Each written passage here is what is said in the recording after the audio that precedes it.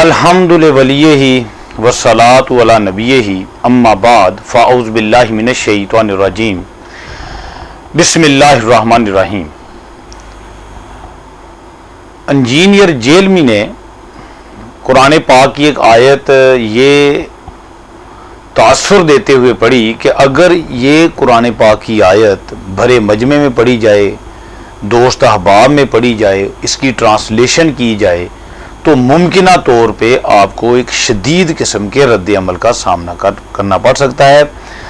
دوسرے لفظوں میں اس نے کہا کہ یہ آیت آپ عام طور پہ پڑھیں گے تو اس کا مطلب ہے کہ آپ موت کو دعوت دے رہے ہیں۔ اس کی ٹرانسلیشن کریں گے بھرے مجمع میں، دوست احباب میں، تو آپ پر گستاخی رسول کا فتویٰ لگ جائے گا۔ بڑی عجیب سی بات ہے، اور اس نے بہت ہی ایک سین کریٹ کر دیا کہ پتہ نہیں کیا ہو جانا ہے۔ یہ قرآن پاک کی آیت مسلمانوں کے سامنے پڑے گا تو مسلمان قتل کرنے پہ تل جائیں گے، اپنے آپ کو مارنے کے مترادف ہے یہ قرآن پاک کی آیت پڑھنے کے لیے۔ اور میں اکثر اس بات کے اوپر بڑا دکھی ہوتا ہوں کہ اگر آپ ڈر رہے ہو کسی مسلمان کو قرآن کی آیت پیش کرتے ہوئے تو ایک لمحے کے لیے سوچیں کہ وہ شخص مسلمان ہے بھی ہے کہ نہیں، کہ جس کو آپ ڈریں کہ میں نے ابھی اگر اسے قرآن کی آیت پڑھ کے سنائی نا تو مجھ پہ فوراً گستاخی کا فتویٰ لگا دے گا۔ اگر کافر ہو تو پھر تو سمجھ آتی ہے، مسلمان کو اگر دوسرا مسلمان قرآن کی آیت پیش کرتے ہوئے ڈرے تو سر پھر ڈر جانا چاہیے کہ معاملہ بہت زیادہ بگڑ چکا ہے۔ میں آپ کو نمونے کے طور پہ ایک آیت پیش کر دیتا ہوں، اور آپ سے میں یہ ریکویسٹ کروں گا کہ یہ آیت کبھی بھرے مجمع میں، کبھی دوستوں کے اندر، کبھی اپنے خاندان کے لوگوں میں بیٹھ کے آپ اس آیت کو بیان کریں، اور اس کا ترجمہ جس مکتب فکر کے وہ ہے نا اسی کا ہی ترجمہ پڑھ کے آپ بتا دیں، اور پھر دیکھیں آپ کے ساتھ ہوتی کیا ہے۔ حالانکہ قرآن کی آیت ہے، ترجمہ بھی ان کے اپنے علماء نے کیا ہوا ہے۔ خواہ احمد بریلوی صاحب کا ترجمہ اٹھا لیں، اشرفی تھانوی صاحب کا اٹھا لیں، جونا گڑھی صاحب کا اٹھا لیں، فتح محمد جلندری کا اٹھا لیں، سید فرمان علی شاہ کا اٹھا لیں، میں نے سارے فرقوں کے علماء کے نام لے دیے۔ بڑی حیرانگی والی بات ہے۔ بیسیکلی یہ جو جہلم کی گندی مکھی ہے، اس کا یہ سٹائل ہے کہ بڑے سسپینس کے ساتھ اس انداز سے قرآن پاک بھی پڑھتا ہے کہ آدمی سوچنے پہ مجبور ہو جاتا ہے بھی یار پتہ نہیں یہ واقعی سچ کہہ رہا ہے۔ اب میں پہلے اسی کی زبان سے یہ آیت آپ کے سامنے پیش کروں گا، اور اس نے جو رنگ بھرا ہے، جو ایک سین کریٹ کیا ہے، وہ بھی آپ کے سامنے رکھوں گا، اور پھر آپ کو بتاؤں گا کہ اگر یہ قرآن پاک کی آیت آپ گستاخی رسول کو ذہن میں رکھ کے پڑھیں گے تو آپ کو وہی ترجمہ، وہی تشریح، وہی تفسیر نظر آئے گی جو ماں بدولت نے بیان کی ہے۔ فرسٹ آف آل اس جاہلمی کے منہ سے قرآن پاک کی آیت اور اس نے جو اس میں رنگ بھرا ہے وہ آپ سن لیجئے کہ اس نے قرآن پاک کی آیت پڑھی۔ قرآن پاک کی آیت پہلے میں بھی آپ کو بتا دوں، یہ ہے قُلْ لَا أَمْلِكُ لِنَفْسِي نَفْعًا وَلَا ضَرًّا إِلَّا مَا شَاءَ اللَّهُ وَلَوْ كُنْتُ أَعْلَمُ الْغَيْبَ لَاسْتَكْثَرْتُ مِنَ الْخَيْرِ۔ یہ قرآن پاک کی آیت ہے، میں نے پڑھی ہے، نو ٹینشن۔ مجھے تو اس قرآن پاک کی آیت میں نہ تو نبی کریم صلی اللہ علیہ وسلم کی شان اقدس میں کوئی تنقید نظر آئی ہے، نہ کوئی بے ادبی نظر آئی ہے، نہ میں نے اس کو پڑھ کے یہ محسوس کیا ہے کہ اس سے نبی کریم صلی اللہ علیہ وسلم کے اختیارات میں کوئی کمی ہے، نہ مجھے یہ فیل ہوا ہے کہ اس سے نبی کریم صلی اللہ علیہ وسلم کے علم غیب میں مجھے کوئی کمی محسوس ہوئی ہے۔ میں آپ احباب کو اس کا ترجمہ، تفسیر، تشریح بعد میں بیان کروں گا۔ فرسٹ آف آل اسی جہلم کی گندی مکھی کے منہ سے قرآن پاک کی یہ آیت ملاحظہ فرمائیں، سنیے ذرا یہ کس طرح قرآن پاک کی آیت کو انتہائی غلط انداز میں پیش کرتا ہے۔ یہ سنیں جی آیت، سورۃ الاعراف آیت نمبر 188۔ اعوذ باللہ من الشیطان الرجیم، بسم اللہ الرحمن الرحیم۔ قل لا املک لنفسی نفعا ولا ضرا۔ اے نبی تم فرما دو کہ میں تو اپنی جان کے لیے بھی نہ کسی نفع کا مالک ہوں نہ کسی نقصان کا. الا ما شاء اللہ، ہاں مگر جو اللہ چاہے. تو اگر نبی علیہ السلام کو اپنی ذات کے حوالے سے اختیار نہیں ہے تو کسی دوسرے کو نفع دینا تو یہ بہت بڑی بات ہو جائے گی نا. اور ابھی یہ بات کنکلوڈ نہیں ہوئی، یہ آیت اس میں آگے چل رہی ہے. وَلَوْ كُنْتُ أَعْلَمُ الْغَيْبِ، اور اگر میں خود غیب جان لیتا ہوتا، جس طرح کہ ہمارے بریلویوں کا یہ عقیدہ ہے. جب ہم انہیں یہ بات کرتے ہیں تو وہ آگے سے لڑتے ہیں، نہیں نہیں ہم تو کہتے ہیں اللہ بتاتا ہے. نہیں نہیں، یہ مسئلہ نہیں ہے. آپ یہ کہتے ہیں کہ اللہ تعالیٰ نے یک مشت سارا علم دے دیا ہوا ہے، اب نبی علیہ السلام کو اللہ کو کنسلٹ کرنے کی ضرورت نہیں، وہ خود ہی حاصل کر لیتے ہیں. یہ نہیں ہم کہہ رہے ہوتے کہ آپ یہ کہہ رہے ہیں کہ وہ اللہ کی مدد کے بغیر حاصل کیا. نہیں، آپ کہتے ہیں سب کچھ مل گیا. یقین نہ ہے تو آپ اعلیٰ حضرت کا ترجمہ پڑھ لیں، الرحمن علم القرآن خلق الانسان علمہ البیان. اس کا ترجمہ انہوں نے کیا ہے کہ اللہ تعالیٰ نے انسانیت کی جان محمد صلی اللہ علیہ وآلہ وسلم کو پیدا کیا اور ما کان و ما یکون کا علم انہیں سکھا دیا. ما کان و ما یکون یعنی جو کچھ تھا اور جو کچھ ہوگا سب کا علم دے دیا. تو اب فرق صرف رہ گیا ذاتی عطائی کا. ویسے تو اعلیٰ حضرت کہتے ہیں الدولت المکیہ کے اندر، جو انہوں نے علم الغیب کے اوپر کتاب لکھی ہے، وہ کہتے ہیں جی انبیاء اور اللہ کے علم کا تو ایسا ہی فرق ہے جیسے ایک سمندر ہو اور دوسری طرف ایک قطرہ کوئی اگر پرندہ اپنی چونچ میں لیتا ہے تو اتنا ڈفرنس ہے. لیکن جب ڈفرنس پوچھے کہ جو اتنا بڑا ڈفرنس ہے کہیں پھر جھلکنا تو چاہیے نا. تو جیسے آپ یہ بات کریں کہیں گے آپ نبی کے علم کو ناپ رہے ہیں، آپ تو بڑے گستاخ ہو گئے. ناپا تو آپ نے خود ہے، آپ نے کہا کہ سمندر اور قطرے کا فرق ہے، تو کوئی ہمیں موٹا سا فرق بتا دینا تو فوراً گستاخی کا فتویٰ لگائیں گے. اور یہاں پہ اللہ تعالیٰ کیا فرما رہا ہے؟ اے نبی تم فرماؤ اگر میں خود غیب جان لیتا ہوتا، یعنی میرے پاس یہ کمپیٹنسی ہوتی. یہ کوئی کمپیٹنسی نہیں ہے. جس طرح عورت کو یہ اختیار نہیں ہے کہ وہ اپنا دودھ اتار سکے جب تک وہ دوائی استعمال نہ کرے یا نیچرل اس کی پریگنینسی نہ ہو جائے، اپنے اختیار میں نہیں ہے اس کی. اسی طریقے سے کسی پیغمبر کے اختیار میں نہیں یہ چیز ہوتی کہ اسے کوئی غیبی خبر پتہ چل جائے جب تک اللہ تعالیٰ اس پہ ظاہر نہ کرتے. یہ کوئی کمپیٹنسی نہیں ہے جو آپ سیکھ لیں گے اور پھر آپ جب چاہیں فارمولہ لگائیں اور آگے رزلٹ نکلے. نہیں، اگر تم فرماؤ میں غیب جان لیتا ہوتا لستکثرت من الخیر، تو میں تو بہت خیر کثیر جمع کر لیتا. بیان کریں اور اس کا ترجمہ جس مکتب فکر کے وہ ہے نا اسی کا ہی ترجمہ پڑھ کے آپ بتا دیں اور پھر دیکھیں آپ کے ساتھ ہوتی کیا ہے. سن لیا کتنا سین کریٹ کیا ہے، کتنا سسپینس ڈالا ہے، یہ کہہ کے کہ یہ قرآن پاک کی آیت اگر آپ پڑھیں گے تو آپ پر گستاخی رسول کا فتویٰ لگ جائے گا. جہلم کی اس گندی مکھی سے میری گزارش ہے کہ جناب اگر آپ واقعتاً اسی انداز سے پڑھیں گے تو واقعی آپ کو چھتر کھانے کا اس شوق ہی ہوگا کہ آپ قرآن پاک کی اس آیت کو اس انداز سے پڑھیں تو بالکل بالکل کوئی جذباتی مسلمان آپ پہ اپنے ہاتھ کو صاف کر سکتا ہے. لیکن اگر اسی آیت کو اس نظر سے پڑھا جائے جس نظر سے میں آپ کو پڑھ کے سنانے لگا ہوں تو سبحان اللہ کی صدائیں آپ کو سننے کو ملیں گی. اب میں نے آپ احباب کے سامنے اس گندی مکھی کے منہ سے بھی آپ کو قرآن پاک کی آیت پیش کر دی ہے. اب آپ مجھ سے یہ قرآن پاک کی آیت سنیے اور سوچئے کہ جو ترجمہ اس نے کیا ہے اور جو رنگ اس نے بھرا ہے وہ درست ہے یا جو رنگ جو ترجمہ جو تفسیر جو تشریح میں آپ احباب کے سامنے پیش کرنے والا ہوں وہ درست ہے. فیصلہ آپ نے کرنا ہے. اب میں اسی کی پیش کردہ آیت کو آپ کے سامنے خود تلاوت کرنے لگا ہوں. انشاءاللہ نہ تو کوئی گستاخی فیل ہوگی، نہ نبی کریم صلی اللہ علیہ وسلم کا علم غیب آپ کو کم ہوتا نظر آئے گا، کچھ بھی نہیں نظر آئے گا، بلکہ نبی کریم صلی اللہ علیہ وسلم کی شان اقدس بڑھتی ہی محسوس ہوگی. سنیے میں قرآن پاک کی آیت تلاوت کرنے لگا ہوں. اللہ رب العزت نے ارشاد فرمایا، اعوذ باللہ من الشیطان الرجیم، بسم اللہ الرحمن الرحیم.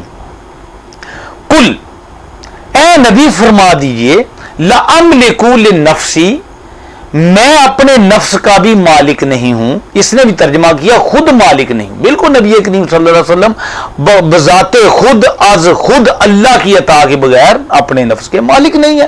جتنی بھی آپ کو مالکیت ملی ہے، ملکیت ملی ہے، طاقت ملی ہے، وہ اللہ رب العزت کی عطا سے ملی ہے. یہ ہمارا عقیدہ ہے. اور جو شخص یہ عقیدہ رکھتا ہے کہ نبی کریم صلی اللہ علیہ وسلم کو یہ طاقت اللہ رب العزت کے دینے کے بغیر ملی ہے، واقعتاً وہ گستاخ رسول بھی ہے اور اللہ رب العزت کی توحید کا بھی منکر ہے. سنیے اللہ رب العزت نے ارشاد فرمایا، یہ آیت چل رہی ہے، اسے پڑھیے بھی اور سنیے. اللہ تعالیٰ نے فرمایا قُلْ لَا أَمْلِكُ لِنَفْسِي نَفْعًا وَلَا ضَرًّا إِلَّا مَا شَاءَ اللَّهُ قُلْ لَا أَمْلِكُ لِنَفْسِي نَفْعًا وَلَا ضَرًّا إِلَّا مَا شَاءَ اللَّهُ. اللہ رب العزت نے ارشاد فرمایا اے نبی کہہ دیجئے کہ میں اپنے نفس کا بھی مالک نہیں ہوں. آگے ایک لفظ آیا اللہ. اوے اللہ دیا بندیا، جتھے اللہ آ جاوے، جس جگہ اللہ آئے، یہ عربی قاعدہ ہے، عربی گرامر کا اصول ہے کہ اس کے پیچھے کسی چیز کی نفی ہو رہی ہوتی ہے.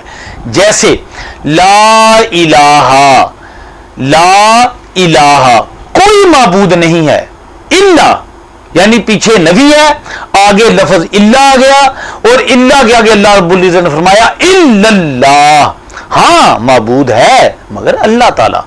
یعنی پیچھے اللہ کسی بھی کی الوہیت کی نفی ہو رہی ہے، آگے لفظ آ گیا الا اللہ، ہاں اللہ ہے مگر اللہ تعالی، الہ ہے مگر اللہ تعالی. اسی طرح پیچھے نفی ہوئی ہے نفع و نقصان کی، قُلْ لَا أَمْلِكُ لِنَفْسِي نَفْعًا وَلَا ضَرًّا، اے نبی کہہ دیجئے میں کسی نفع نقصان کا مالک نہیں ہوں. اللہ یعنی اللہ آ گیا. اللہ کا مطلب ہے کہ پیچھے جس چیز کی نفی ہو رہی ہے اسی چیز کا آگے اثبات ہو رہا ہے. جیسے لا الہ نہیں ہے کوئی معبود الا اللہ، یعنی پیچھے معبود کی نفی ہوئی، آگے اسی معبود کا اثبات ہوا. یعنی کیا اثبات ہوا؟ کوئی معبود نہیں ہے مگر ہے، وہ ہے اللہ رب العزت. یعنی اللہ کے سوا کوئی معبود نہیں ہے، اللہ کے سوا کوئی لائق عبادت نہیں ہے. ایسے ہی اس قرآن پاک کی آیت کا مطلب ہے قُلْ لَا أَمْلِكُ لِنَفْسِي نَفْعًا وَلَا ضَرًّا الا، اے نبی کہہ دیجئے میں کسی نفع نقصان کا مالک نہیں ہوں. الا، ہاں ہوں میں نفع نقصان کا مالک ما شاء اللہ، جو اللہ چاہے. یعنی میں کسی نفع نقصان کا مالک نہیں ہوں، میں اس نفع نقصان کا مالک نہیں ہوں جو اللہ کی چاہت کے، جو اللہ کی عطا کے، جو اللہ کی مرضی کے بغیر ہو. اوے مرزیا، اور جیلم دیے گندیے مکھیے، اگر تم قرآن پاک کو اس کے صحیح ترجمہ اور تشریح اور قرآن پاک کو اس کی روح کے مطابق پڑھو گے تو اسی آیت سے آپ کو ثابت ہو جائے گا کہ نبی کریم صلی اللہ علیہ وآلہ وسلم نفع کے بھی مالک ہیں، نقصان کے بھی مالک ہیں. ما شاء اللہ، اس نفع نقصان کے مالک ہیں جو اللہ چاہے. تے پاجی اسی اس نفع نقصان دے مالک نبی کریم صلی اللہ علیہ وسلم نو منتے ہی نہیں جو اللہ کی عطا کے، جو اللہ کی منشا کے، جو اللہ کی چاہ کے مطابق نہ ہو. ٹھیک ہے مرزا صاحب، ہن کرو ذرا وہ سین کریٹ ہاتھ منہ تے پھیر کے کہہ رہا کہ اگر آپ نے یہ آیت مجمع میں پڑھ لی تو سمجھ لو آپ کی خیر نہیں. اس انداز کو ذرا پھر دیکھ لیجیے. آپ اس آیت کو بیان کریں اور اس کا ترجمہ جس مکتب فکر کے وہ ہے نا اسی کا ہی ترجمہ پڑھ کے آپ بتا دیں اور پھر دیکھیں آپ کے ساتھ ہوتی کیا ہے، اور پھر دیکھیں آپ کے ساتھ ہوتی کیا ہے، اور پھر دیکھیں آپ کے ساتھ ہوتی کیا ہے. دیکھ لیا، سن لیا، کڈا سین کریٹ کیتا جو انج ہو گیا تے مینوں تسی اپنی موت نو دعوت دے لینی آ. جناب اگر نبی کریم صلی اللہ علیہ وسلم کا عشق رسول دل میں رکھ کے پڑھو گے تو اس قرآن پاک کی آیت سے لفظ اللہ بتا رہا ہے کہ پیچھے کسی چیز کی نفی ہو رہی ہے، آگے اسی چیز کے اثبات ہو رہا ہے. تو جناب اگر آپ نے یہ قرآن پاک کسی عالم سے پڑھا ہوتا، کسی عاشق رسول سے پڑھا ہوتا تو آپ کو سمجھ آتی. لیکن مصیبت یہ ہے کہ تساں تے پڑھیا C D A they director کو یہ بھی سن لو. نہیں آپ کا تو ماشاء مطالعہ کافی ہے نا. نہیں اللہ کے بندے آپ میرا یہ کیوں- علم ہے وہ لوگوں کے سامنے ہے. آپ بتاتے کیوں نہیں؟ آپ کسی سرکار- محلے کے کسی مولانا صاحب کا بتا دیجیے، میں نے ان سے پڑھا ہے، کسی عربی کے اوپر بتا دیں، آپ بتاتے کیوں نہیں؟ وہ مجھے ضرورت نہیں ہے، میرا علم لوگوں کے سامنے ہے، وہ اس کو جج کریں. نہیں بتانے میں کیا شک ہے؟ میں مطلب ظاہر ہے میرا تو یہ فخر ہے کہ میں نے باقاعدہ طور پہ کسی مدرسے سے علم حاصل نہیں نہیں. مدرسے کو چھوڑیں آپ. ہاں. آپ کہہ جی گھر پہ ٹیوشن لگائی تھی، کیا اس میں حرج کیا ہے؟ اچھا وہ اس طرح کی آپ تفصیلات، وہ تو پھر میری ذاتیات کے اوپر ہے. وہ میں پوچھ رہا ہاں، ہوں. وہ وہ میں پوچھ کئی رہا ایک ہوں. لوگ ہیں جن سے نہیں میں نے بتائیں نا، کوئی بتائیں. میں نے باقاعدہ طور پہ عربی بھی سیکھی ہوئی ہے. کن سے سیکھی؟ ایک استاد تھے اسلام آباد کے اندر، وہ پارٹ ٹائم عربی سکھاتے تھے، سی ڈی اے میں وہ ڈائریکٹر ریٹائرڈ تھے، اور ماشاءاللہ ان کی عربی میں بڑی ایکسپرٹیز تھی. میں نے ان سے عربی سیکھی. پھر قرآن پاک میں الحمدللہ، آپ قرآن پاک کہیں سے بھی کھولیں میں آپ کو ترجمہ کر کے بتا دوں گا. میں اس کی باریکیاں نہ بتا سکوں لیکن ترجمہ بالکل منوان کر کے آپ کو بتا دوں گا. عربی سے آپ نے پڑھی؟ جی عربی میں نے اسے پڑھی. میں نے بیسک عربی اتنی ضرور سیکھ لی کہ میں قرآن پاک کا ترجمہ کر سکوں. تو جب سی ڈی اے کے کسی ڈائریکٹر سے آپ نے قرآن پڑھنا ہے تو پھر تانوں ڈر ڈر کے پڑھنا پینا. اگر کسی عاشق رسول سے پڑھا ہوگا تو آپ جھوم جھوم کے قرآن پاک کی یہ آیت پڑھیں گے اور اسی آیت سے نبی کریم صلی اللہ علیہ وسلم کے اختیارات کو بھی بیان کریں گے. اب آئیے اسی آیت کے دوسرے حصے کی طرف، جس میں آپ نے یہ ثابت کرنے کی کوشش کیا کہ نبی کریم صلی اللہ علیہ وسلم کے پاس علم غیب نہیں تھا. بڑی حیرانگی والی بات ہے. اور ہوئے قرآن تو انہیں یہ ثابت ہوئے کہ نبی کریم صلی اللہ علیہ وسلم کے پاس علم غیب نہیں تھا. مرزا صاحب اٹ از امپاسبل، یہ ناممکن بات ہے. اب میں آپ کو مرزا جہلمی، جسے میں گندی مکھی کہتا ہوں، جو بزرگوں کو بکواس کرتا ہے، اللہ کے ولیوں کی شان میں بھونکنا اس کا ترہ امتیاز ہے. یہ اللہ کے ولیوں کو بھونکتا ہے. چونکہ یہ بک بک اللہ کے ولیوں کو کرتا ہے، اسی لیے میں اس کو جہلم کی گندی مکھی کہتا ہوں. اس کے ذرا یہ بھی سن لیجئے جو اس کی بکواس ہے. یہ ہماری انتہائی مستند کتاب، انتہائی مستند علماء کے متعلق کہتا ہے. یہ یعنی ہماری یہ کتاب ہے قدوری شریف. یہ بکواس کرتا ہے کہ یہ قطوری شریف ہے. جو دنیا کا کتا ہماری کتابوں کو قطوری کہے گا تو ہم بھی اسے کسی قطوری کا بچہ کہیں گے. سنیے ذرا پہلے. قطوری شریف پنجابی میں کہنا قطوری شریف، یہ قطوری بات کہیں گے. یہ قطورا یہ لفظ بولا یعنی کتے کے بچے کے لیے نا پنجابی میں بولا جاتا ہے. ٹھیک ہے، تو وہ کوئی پوچھ رہے قطوری کا مطلب کیا ہے یا قطورا کسے کہتے ہیں. سن لیا، اس قطوری کے بچے کو میں کہوں گا کیونکہ یہ ڈیزرو کرتا ہے کہ اسے مرزا صاحب نہ کہا جائے. اگر یہ مہذب انسان ہوتا، تمیز کے دائرے میں رہ کے بات کرنے والا ہوتا تو ہم بھی اس کے ساتھ کسی تمیز والے الفاظ کے انتخاب کرتے.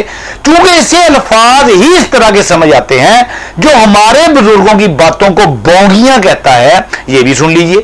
ابھی تک تو وہ دفاع کرتے آئے تھے اور اسے وہ شطحیات کا نام دیتے ہیں، جسے پنجابی میں کہتے ہیں بونگیاں، جسے پنجابی میں کہتے ہیں بونگیاں. کہتے ہیں بزرگوں کی یہ شطحیات ہوتی ہیں، جب وہ خاص کیفیت میں ہوتے ہیں نا تو ان سے اس طرح کی چیزیں نکل جاتی ہیں. دیکھا ہماری بزرگوں کی باتوں کو کہتا بونگیاں اور نیچے سے ہنس رہے ہیں. تو ایسا شخص ڈیزرو کرتا ہے کہ اسے اسی کی زبان میں سمجھایا جائے. اور جس چیز کو یہ اپنا پیشن کہتا ہے ہم لوگ اس کو بغیرتی کہتے ہیں. کو تیرا پیشن نہیں ہے، تو بے شرم انسان ہے. اللہ کے ولیوں کو بھونکتا ہے اور اتنا بھونکتا ہے کہ خود نبی کریم صلی اللہ علیہ وسلم کے علم پہ بھی حملہ آور ہو گیا. اور جس قرآن پاک کی آیت کو پڑھ کے تم نے یہ امپریشن دینے کی کوشش کی ہے کہ آپ نے اگر یہ آیت پڑھی تو پھر تہاڈی خیر نہیں، لوگ آپ کو گستاخی رسول کا فتویٰ لگا دیں گے. لو جناب یہی آیت اب میں پڑھنے لگا ہوں. یہ آیت سنیے اور سوچئے کہ اس میں کیا گستاخی ہے. جناب اس سے تو نبی کریم صلی اللہ علیہ وسلم کا علم غیب ثابت ہوتا ہے. اب اسی کی زبان سے یہ قرآن پاک کی آیت سنیے. اگر تم فرماؤ میں غائب جان لیتا ہوتا لستکثرت من الخیر، تو میں تو بہت خیر کثیر جمع کر لیتا.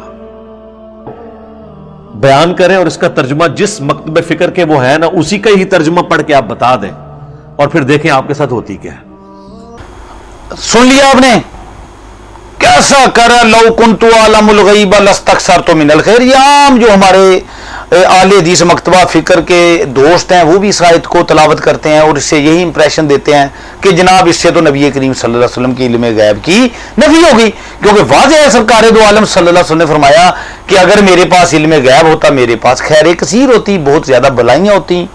ठीक है भाई, ये तर्जमा आपने कर लिया। अब इसी आयत ने हमें एक फार्मूला बता दिया कि अगर नबी करीम सल्लल्लाहु अलैहि वसल्लम के पास इल्म गैब होता तो आपके पास खैर कसीर होती। बात क्लियर होगी। अगर हम साबित कर दें कि नबी करीम सल्लल्लाहु अलैहि वसल्लम के पास खैर कसीर थी तो इट मीन इल्म गैब भी था, क्योंकि इस आयत में है कि अगर मेरे पास इल्म गैब होता तो खैर कसीर होती, और हम कह रहे हैं कि अगर नबी करीम सल्लल्लाहु अलैहि वसल्लम के पास खैर कसीर साबित कर दी जाए तो इल्म गैब भी साबित हो जाएगा। तो फर्स्ट ऑफ ऑल मैं एक आयत पढ़ूंगा, 30वें सिपारे की आयत है, इन्ना आतैना कल कौसर। इसका तर्जमा मुफस्सिरीन ने किया कि बेशक हमने आपको खैर कसीर दी, और जब खैर कसीर अता हो गई तो इल्म गैब भी अता हो गया। That's all. अब मैं आपको इसी चीज को और थोड़ा सा खोल के कुरान पाक से ही पेश करता हूं। कुरान करीम की एक आयत है कि मैं यो तल हिकमता फकद ऊतिया खैरन कसीरा।